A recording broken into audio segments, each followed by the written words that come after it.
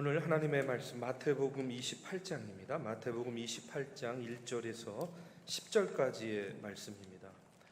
신약성경 51쪽입니다. 마태복음 28장 1절에서 10절입니다. 저와 여러분 교독으로 봉독하겠습니다. 안식일이 다 지나고 안식 후 첫날이 되려는 새벽에 막달라 마리아와 다른 마리아가 무덤을 보려고 갔더니 큰 지진이 나며 주의 천사가 하늘로부터 내려와 돌을 굴려내고 그 위에 앉았는데 그 형상이 번개 같고 그 옷은 눈같이 희건을 지키던 자들이 그를 무서워하여 떨며 죽은 사람과 같이 되었더라. 천사가 여자들에게 말하여 이르되 너희는 무서워하지 말라. 십자가에 못 박히신 예수를 너희가 찾는 줄을 내가 아노라. 그가 여기 계시지 않고 그가 말씀하시던 대로 살아나셨느니라. 와서 그가 누우셨던 곳을 보라.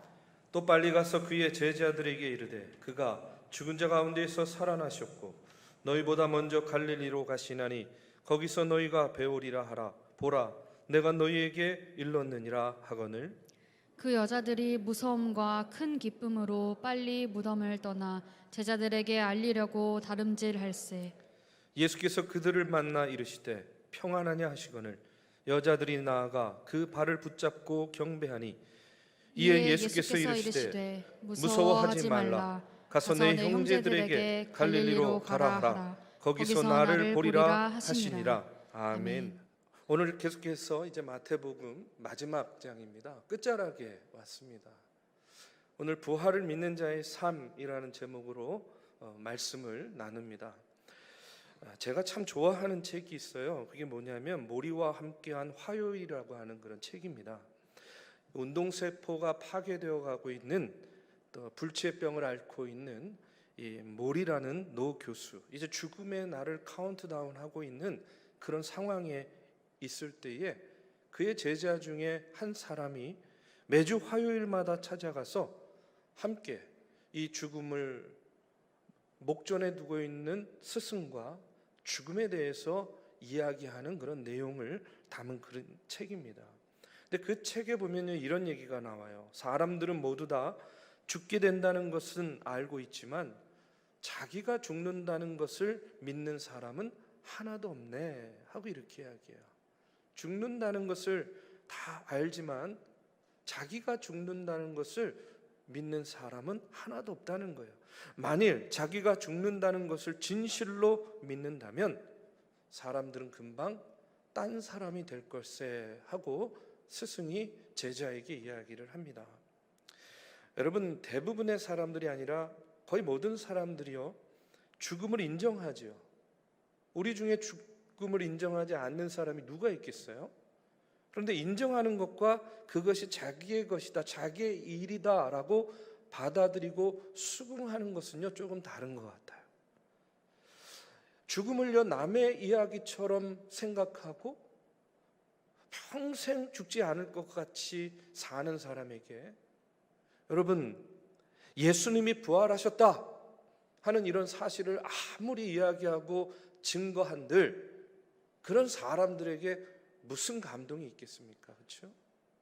그냥 한 귀로 듣고 한 귀로 흘리는 정도가 아니라 아예 그냥 무관심하게 지날 거다 이렇게 생각이 됩니다. 전혀 그들에게는요 예수님이 부활하셨다라는 이런 이야기가 공감도 안 되고 전혀 기쁜 소식이 될 수 없다 하는 그런 이야기입니다.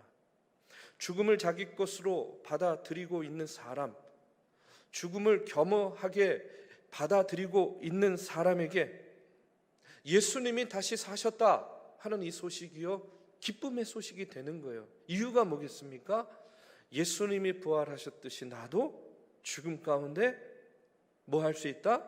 부활할 수 있다라는 그런 부활의 소망을 갖게 되기 때문입니다. 여러분, 하나님의 아들 예수 그리스도 부활하셨습니다. 이 자리에 계신 저와 여러분 모두는요 그 사실을 믿는 그런 사람들이에요. 우리는 부활을 믿는 사람들입니다.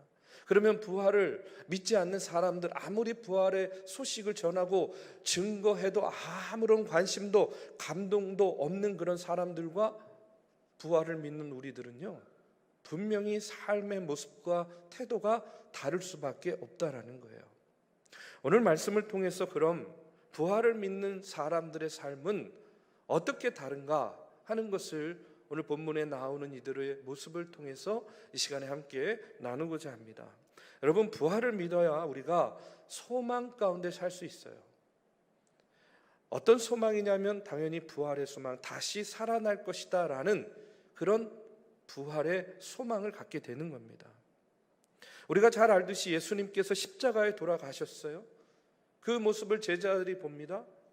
그리고 그 제자들이 어떻게 해요? 뿔뿔이 흩어지죠.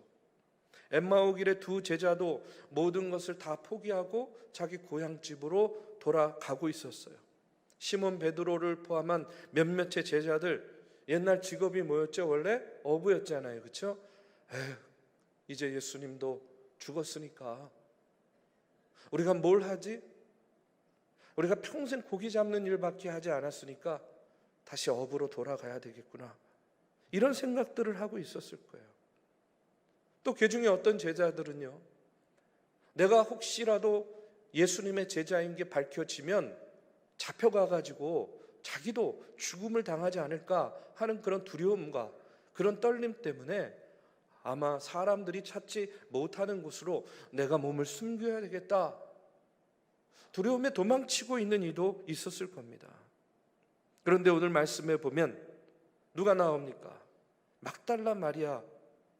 이 막달라 마리아를 위시한 여제자 몇 사람이 주님께서 장례도 제대로 못 치르고 돌아간 것이 안타까워가지고 안식 후 첫날 아침 새벽 미명에 예수님께서 장사된 아리마대 요셉의 무덤을 찾아가고 있는 것을 보게 돼요. 그리고 그들에게 누가 나타납니까? 천사가 나타나서 놀라운 소식을 그들에게 전하는데 그게 무엇이었냐? 6절입니다. 그가 여기 계시지 않고 그가 말씀하시던 대로 살아나셨느니라. 와서 그가 누우셨던 곳을 보라 하고 이렇게 하죠. 지금 어떤 소식을 전한 거예요? 천사들이 예수님의 부활의 소식을 전한 겁니다. 그리고 부활의 소식을 전한 것뿐만 아니라 보라는 거예요. 예수님이 장사된 무덤이 어떻게 되어 있는지 보라는 겁니다. 그가 말씀하신 대로 다시 살아나셨으니까 그 누우셨던 곳에는요, 당연히 아무것도 없는 거죠. 빈 무덤만 있는 겁니다. 이것을 본 이 여제자들, 막달라 마리아를 포함한 여제자들은요, 얼마나 놀랐겠어요. 그렇죠? 얼마나 놀랐겠습니까? 그리고 또 그들 마음 가운데 잠깐의 놀람과 경악함이 있었을지 모르지만 이내 그들의 마음 가운데는 뭐가 생겼냐면요, 기쁨의 감정이 생긴 거예요. 얼마나 기뻤겠습니까? 8절에 보면 그 여인들이 무서움과 큰 기쁨으로 무덤을 떠났다라고 그렇게 이야기를 해요. 왜 그 여인들이 그 빈 무덤을 보고 그토록 기뻐하면서 무덤을 떠났을까? 그들은요, 정말로 예수님이 부활하셨구나 하는 것을 믿었기 때문에 그래요.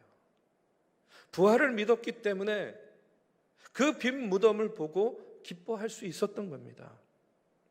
여러분, 이 부활의 문제가 왜 중요하냐면 우리의 인생에 있어서 가장 큰 문제가 여러분 무엇입니까?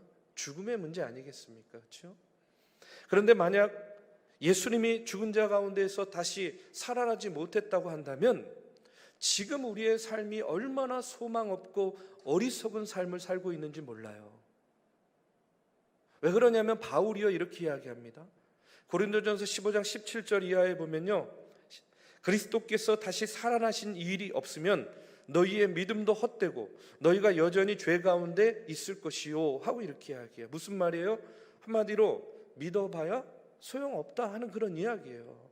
너희들의 믿음이 아무 소용없다 바울이 이야기합니다. 뭐가 없었다면? 예수 그리스도께서 다시 살아나지 않았다면, 부활이 없었다면 오늘 우리의 믿음은 헛것이라는 그런 이야기입니다. 이어지는 18절에 보면 또한 그리스도 안에서 잠자는 자도 망하였으리니 이렇게 이야기해요.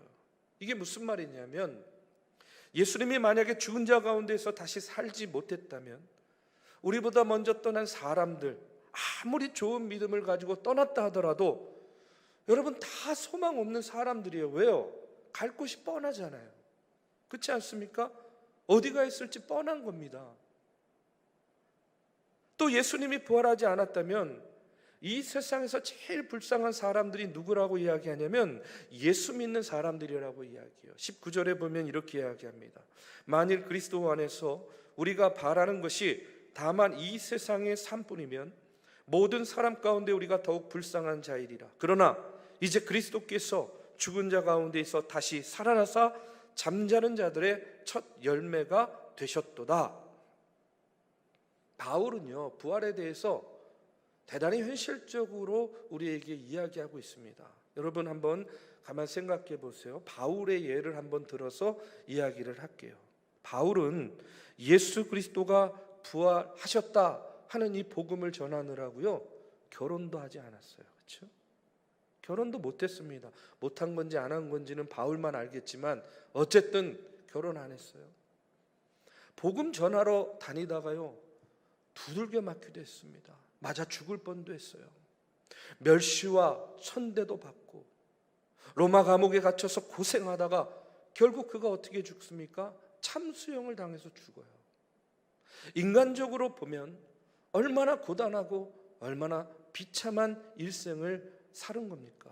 그런데 그렇게 예수 그리스도를 전하고 증거하고 예수 그리스도가 부활하셨다, 이 십자가 복음을 전하고 증거했는데, 희생하면서 일생을 바쳤는데 여러분, 예수님이 부활하시지 않았어요.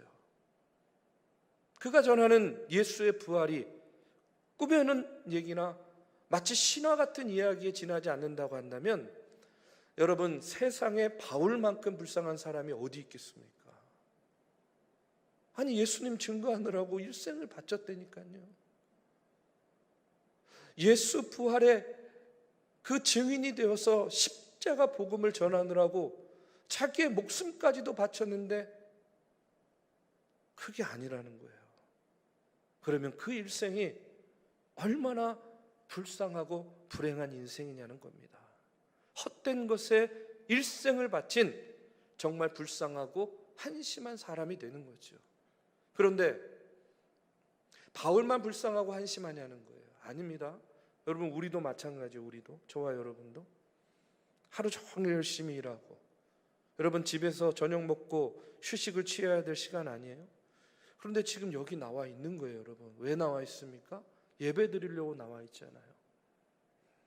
일주일 동안 바쁘고 분주하게 세상 일합니다. 주말에 좀 쉬고 싶은데 남들 다 쉬는 주일에 늦잠도 자고 휴식도 취하고 가족들하고 좀 시간도 보내면 좋은데 아침 일찍 나와가지고요, 교회 학교에서 선생님 노릇합니다. 찬양대에서 봉사해요. 또 예배 드립니다. 여러분, 그렇게 하는 이유가 무엇이에요?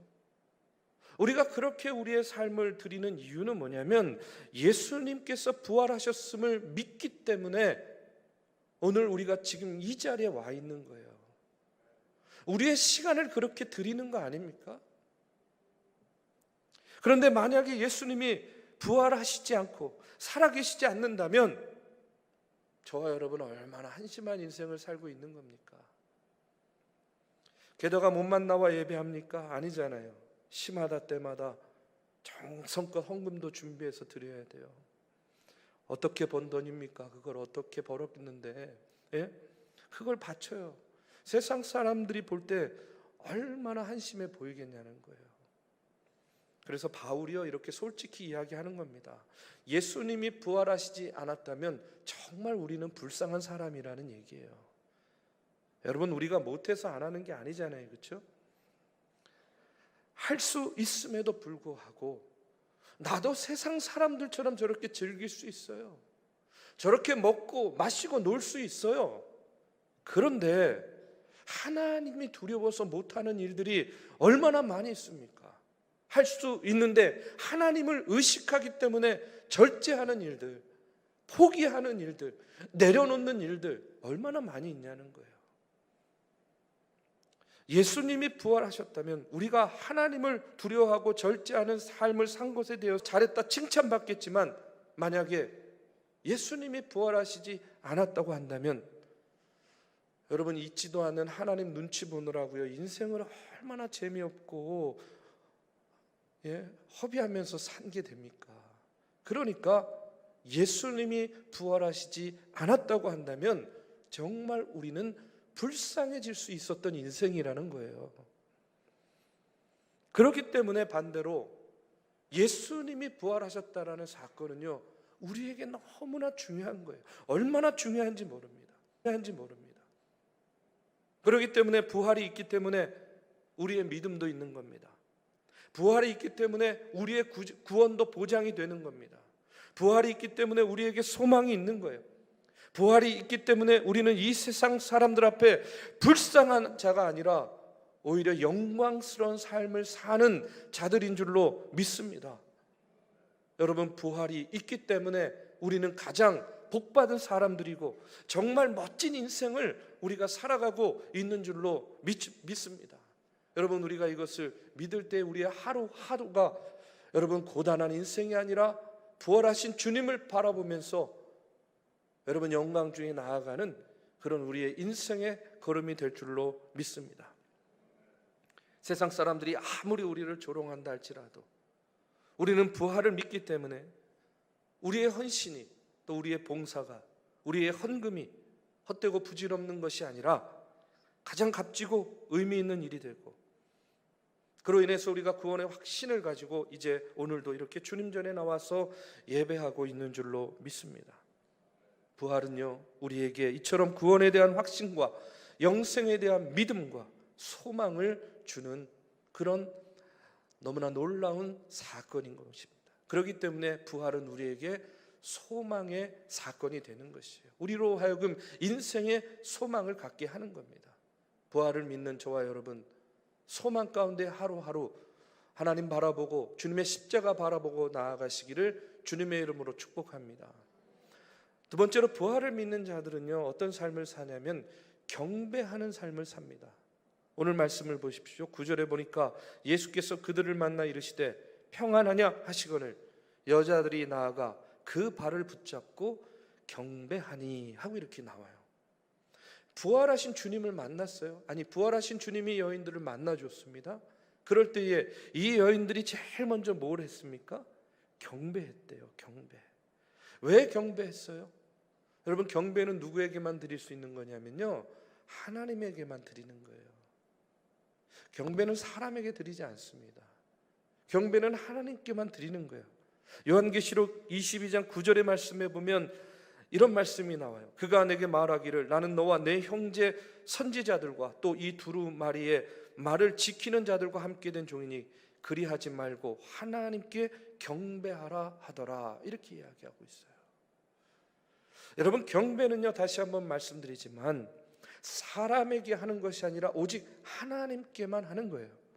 이 여인들이 예수의 부활 사건으로 뭘 알게 된 거예요? 아, 예수가 정말로 하나님이시구나. 그것을 깨닫게 된 겁니다. 그러니까 부활하신 주님을 만나는 그 순간 하나님께 드리는 경배를 이 여인들이 그 발을 붙잡고 예수 그리스도께 경배하고 있는 거예요. 여러분, 로마서 1장 4절에서 바울은요, 이렇게 이야기합니다. 성결의 영으로는 죽은 자들 가운데서 부활하사 능력으로 하나님의 아들로 선포되셨으니 곧 우리 주 예수 그리스도시니라 하고 이렇게 이야기해요. 경배는 하나님의 하나님 되심을 인정하는 것이고 그의 주권 앞에 우리가 엎드리는 거예요. 하나님을 경배하고 하나님 앞에 엎드릴 때에 여러분, 오늘 이 로마서 1장 4절의 말씀과 같이 그 하나님의 부활의 능력이 우리의 삶 가운데에 능력 가운데 나타난다는 겁니다. 그리고 하나님의 영이 우리 가운데 임재하시는 거예요. 그리고 우리의 삶 가운데에 자신의 능력을 보여주시고 우리를 당신의 도구로 사용하시면서 자신의 영광을 드러내고 나타내게 해주신다는 그런 말씀입니다. 우리 사랑하는 믿음의 성도 여러분, 오늘 우리의 삶 가운데 문제가 있죠. 문제가 많습니다. 그러면요, 저는요, 오늘 이 말씀을 통해서 여러분 문제에 빠지지 마시고 문제의 해결자이신 여러분 하나님을 경배하시기를 주님의 이름으로 축복합니다. 우리의 삶에 고통이 있습니다. 그 고통 가운데에 여러분 고통의 포로가 되지 마시고요. 고통의 건너편에서 만물의 주관자가 되시는 여러분 주님의 영광을 바라보면서 그 고통을 이겨나가고 극복해 나가는 능력을 주님께로부터 받으시기를 주님의 이름으로 축복합니다. 여러분 실패와 좌절이 있을 때도 있어요. 그 실패와 좌절이 지금 내 인생을 힘들게 하고 계십니까? 그렇다고 한다면 모든 것을 합력하여 선을 이루실 여러분 그 하나님을 바라보면서 하나님께서 나에게 능력 주셔서 그 실패와 좌절을 딛고 다시 재기할 수 있다 하는 그런 믿음을 가지고 영광의 주님을 바라보시기를 주님의 이름으로 축복합니다. 우리 성도들 가운데에도 지금도요 육신의 질병으로 인해서 병마와 싸우고 계시는 성도님들 참 많이 있습니다. 우리가 질병과 죽음의 그림자가 우리를 괴롭히고 있을 때가 있어요. 그럴 때에도 그 질병에서 우리를 해방하시고 사망의 권세를 이기신 그 부활의 주님을 바라보면서 여러분 매 순간순간 주님을 경배하는 그와 같은 믿음의 삶을 살 때에 여러분 병마가 나를 아무리 위협한다 할지라도 내 영은 살아서 하나님께 영광 돌리고 찬양하고 경배하며 더 하나님과 가까운 믿음의 삶을 살게 될 줄로 믿습니다. 여러분 그렇기 때문에 부활을 믿으면 언제 어느 때든지 어떤 상황에서든지 우리가 부활의 주님을 경배하는 그런 삶을 살게 되는 겁니다. 마지막으로 부활을 믿는 자는요 부활을 증거하는 삶을 살아야 돼요. 오늘 10절의 말씀에 보니까 부활하신 주님께서 여인들에게 뭐라고 말씀하시냐면요 이렇게 이야기해요. 이에 예수께서 이르시되 무서워하지 말라. 가서 내 형제들에게 갈릴리로 가라 하라. 거기서 나를 보리라 하시니라 하고 이렇게 말씀하고 있어요. 왜 가라고 하겠습니까? 복음을 들어야 될 이들이 있는 거예요. 그렇죠? 복음을 필요로 하는 이들이 있습니다. 그들에게 가서 내가 보고 내가 만난 그 예수 그리스도 부활의 증인이 되라 하는 그런 뜻으로 가라 하고 말씀하는 거예요. 그래서 이 여인들이요 부활의 최초의 증거자들이 되는 겁니다. 그렇죠? 부활을 최초로 목격하고 부활의 주님을 최초로 만나고 그 부활의 주님을 최초로 전하고 증거하는 최초의 전도자들로 우리 주님께서 세워주셨어요. 여러분 전도자는요 오늘을 사는 우리 모두의 사명이라고 저는 믿습니다. 예수 그리스도의 복음을 전하고 증거하는 일은요 남녀노소 따로 있는 것이 아니에요. 누구라도 여러분 예수 믿는 사람들은요 예수 그리스도의 복음의 증거자들 부활의 증거자들이 되는 그런 삶을 살아야 된다는 거예요. 예수 그리스도의 부활의 증인이 되라 하는 것은요 부활하신 주님이 승천하시면서 우리에게 주신 지상 명령입니다. 저는요 오늘 말씀을 보면서 그런 생각했어요. 오늘 예수 부활의 증인이 된 이 여인들은요 그 당시로 보면 지극히 평범한 여인들이에요. 이렇게 지극히 평범한 여인들이 예수 그리스도의 복음을 증거할 수 있다고 한다면 다른 말로 하면 누구나 예수 그리스도의 복음을 전할 수 있다는 말입니다. 특별한 사람만이 할 수 있는 일이 아니라는 거예요. 누구나 할 수 있는 거예요. 이 여인들도 했습니다. 그렇다고 한다면 오늘 사는 우리도 할 수 있는 거예요. 아니 해야만 되는 일이라는 겁니다. 여러분 우리가 안 하면 누가 하겠습니까? 지금 안 하면 언제 하겠습니까? 우리가 여기서 안 한다면요 도대체 어디에서 예수 그리스도의 복음을 전하고 증거하겠냐는 거예요. 저와 여러분 예수 그리스도의 복음을 전하고 증거하는 부활의 증인이 되시기를 주님의 이름으로 축복합니다. 항상 부활절 되면요 항상 이 예배가 떠올라요. 어떤 예화냐면 이런 겁니다. 부활절을 앞둔 주일 주일학교 선생님이 어린 학생들에게 다음 주일 부활주일에 부활절을 상징하는 전도의 도구를 하나씩 가져와라, 이렇게 미션을 줬어요. 그 다음 주일 어떤 학생은요 새파란 잎사귀를 가져왔어요. 어떤 학생은요 백합꽃을 가져왔습니다. 어떤 학생은요 방금 태어난 나비를 가져왔고요. 어떤 학생은요 유정란 달걀을 가져온 학생도 있었어요. 그런데 한 정서장애 아동이 있었는데 이 아이가 조그마한 상자를 가져와 가지고요, 이제 선생님이 이 아이에게 물었어요. 너는 무엇을 가져왔니? 선생님 보세요 하고 이렇게 내미는 거예요. 선생님이 열어보니까 거기에 아무것도 없는 거예요. 얘 아무것도 없잖아 하고 이렇게 선생님이 조심스럽게 반문하니까 이 학생이요 선생님에게 아주 또렷또렷하게 이렇게 얘기를 했대요. 선생님, 예수님의 무덤은 비어 있었잖아요. 그러니까 아무것도 없는 게 맞죠 라는 그런 뜻 아니겠어요? 선생님, 예수님의 무덤은 비어 있었잖아요. 여러분, 얼마나 훌륭한 부활의 증거입니까? 여러분, 무덤은 비어 있었습니다. 다른 말로 하면 주님께서 부활하셨다는 그런 이야기예요. 예수님께서 당신이 이야기한 대로 사망의 권세를 이기시고 부활하셨다는 겁니다.